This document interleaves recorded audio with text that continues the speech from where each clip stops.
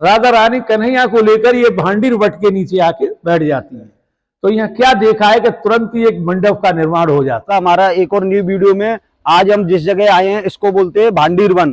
तो भांडीर वन की क्या खासियत और क्या लीला है और क्या इसका रहस्य है, तो अब हम आपको आगे लेकर चलते हैं और किसी से बात करते हैं, यहाँ की आपको जानकारी देंगे जो बता पाएगा यहाँ के बारे में। तो आओ आपको लेकर के आगे चलते हैं। और जैसा कि आप ये देखते हो कि इस प्रकार से यहाँ पर ये स्थापित है भांडीर वन, और यहाँ पर ऐसा बोलते हैं कि राधा रानी और भगवान श्री कृष्ण का स्वयं ब्रह्मा जी ने गंधर्व विवाह कराया था। तो आगे आपको लेके चलते हैं और पूरी डिटेल में किसी को पूछते हैं। अब गाइस हम आपको लेके चलते हैं अंदर, जो कि श्री राधा कृष्ण विवाह मंडप अंदर बना हुआ है, उसको दिखाने के लिए आपको गाइस सभी को लेके चलते हैं। पंडित जी, यहाँ की क्या खासियत है, किस प्रकार से ये भांडीर वन में क्या हुआ था जो भगवान कृष्ण के जमाने से ऐसा बोलते हैं कि राधा रानी का यहाँ पर भगवान श्री कृष्ण के साथ में स्वयं ब्रह्मा जी ने गंधर्व विवाह कराया है। तो उसके बारे में थोड़ा आप हमको जानकारी दीजिए। जय जय श्री राधे। देखो, ये जो है राधा के विवाह की जो बात है, इसका प्रमाण ब्रह्मवैवर्त पुराण में, गर्ग संहिता में, हरवंश पुराण में मिलता है। वैसे राधा कृष्ण कोई दो नहीं है, वो लीला के लिए अपना दो तन धारण करते हैं। ये गोलोक धाम में श्री दामा ने तो इनको साथ दिया था 100 साल के वियोग का, और कन्हैया जी ने राधा रानी को वरदान दिया था कि आप भूलोक पे चलो, मैं आ रहा हूं और आपसे मिलूंगा। तो वो मिलन से पूरा हुआ है।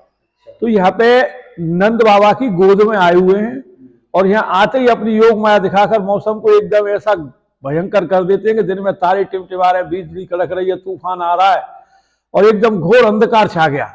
और उसको देख करके कन्हैया जी रो रहे हैं। तो नंद बाबा ने अपना दुपट्टा कन्हैया को उड़ा लिया है और कह रहे हैं, हे प्रभु, हे भगवान, रक्षा करो। क्योंकि नंद बाबा यशोदा मैया ने कभी उनको भगवान नहीं माना, अपना पुत्रवत स्नेह करते रहे हैं। जबकि गोकुल में कई उनके चमत्कार उन्होंने देख भी लिए हैं। तो यहां भी कह रहे हैं कि रक्षा करो, रक्षा करो। तो अक्षमात ही एक 16 वर्ष की लड़की प्रकट हो जाती है और बोलती है, ना लाला को मुझे दो। तो नंद बाबा ने एकदम तुरंत आंख खोल के देखा तो एक बालिका खड़ी हुई है। तो बोले, बेटा तू कहां से आ गई, इतना निर्जन वन, भयंकर मौसम। बोली, बाबा मैं यहाँ पे वन देवी हूँ, घूमती फिरती रहती हूँ, तुम घबरा रहे थे, लाला रो रहे थे, इस वजह से मैं यहाँ आई हूँ, लाला को मुझे दे दो। और ऐसा कहने लगे। तो नंद बाबा बार बार अनुग्रह उनसे कर रहे हैं कि बेटा तू है कौन, बेटा तू है कौन। तब राधा रानी ने उनको अपना दिव्य रूप का दर्शन दिया है। अब दिव्य रूप का दर्शन नंद बाबा ने जैसे ही किया तो नंद बाबा को सारी स्मृति हो जाती है, जो कि गर्गाचार्य जी नंद बाबा को बता चुके थे कन्हैया के नामकरण पर ही। बोले, ये कोई सामान्य बालक नहीं है, पूर्व परमेश्वर है, और इनका विवाह आज तक श्री राधा रानी के साथ भांडीर वन में ब्रह्मा जी कराएंगे। तो बेटा, मैंने जैसा सुना था वैसा समय आ गया, ये तुम्हारी प्राणनाथ है, लो इनको संभालो और अपना मनोरथ पूरा करके मैया को, लाला को, मैया को दे आना।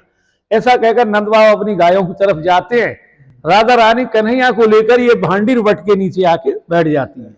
तो यहाँ क्या देखा है कि तुरंत ही एक मंडप का निर्माण हो जाता है। देखिए, ये तो एक नीचे से देखो, ये आपको जड़ दिखाएंगे, एक ये है, ये एक नीचे सामने में वो दूसरा वो है पेड़, और ये देखिए ये तीसरा है और ये चौथा पेड़ है, और जिसमें एक छोटा सा पालना पड़ा है। तो उस पालने में कन्हैया जी को आते ही राधा रानी लिटा रही हैं और ब्रह्मा जी का आह्वान कर रही हैं, क्योंकि ब्रह्मा जी ने 68,000 वर्ष पूर्व काल में तपस्या करी है। जब भगवान उनकी तपस्या से प्रसन्न हुए हैं तो उन्होंने कहा कि हम आपकी तपस्या से प्रसन्न हैं, वरदान मांगो। तो उन्होंने ये वरदान मांगा था कि हमें जुगल सरकार का दर्शन करना है।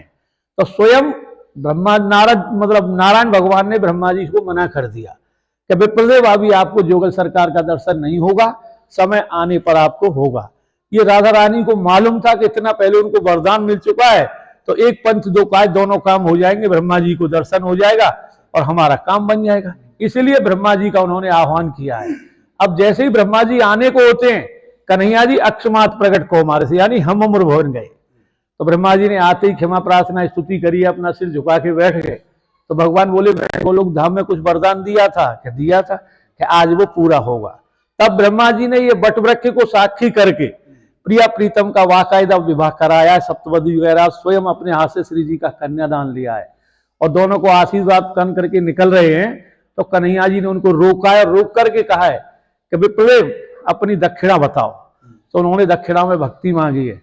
और दूसरी बात कन्हैया जी ने ये कही कि इस रहस्य को आप किसी को मत बताना कि मैंने उनका विवाह कराया है, क्योंकि हम दोनों एक हैं।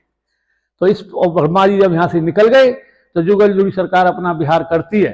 तो विहार करते करते कन्हैया जी अपने उसे पूरी उसी रूप में आ गए जैसे कि नंद बाबा से लिए थे और रोने लगे। तो राधा रानी स्वयं उनको अपनी गोदी में उठा करके यशोदा मैया को दे के आई थी। इस तरह बाल रूप में, बाल लीला में ये शादी हुई है, जिसका प्रमाण ब्रह्मवैवर्त पुराण, हरिवंश पुराण, गणेश संहिता में मिलता है। तो मेन लीला तो ये है। फिर उसके बाद जब भगवान बड़े हुए, गाय चराने लगे हैं,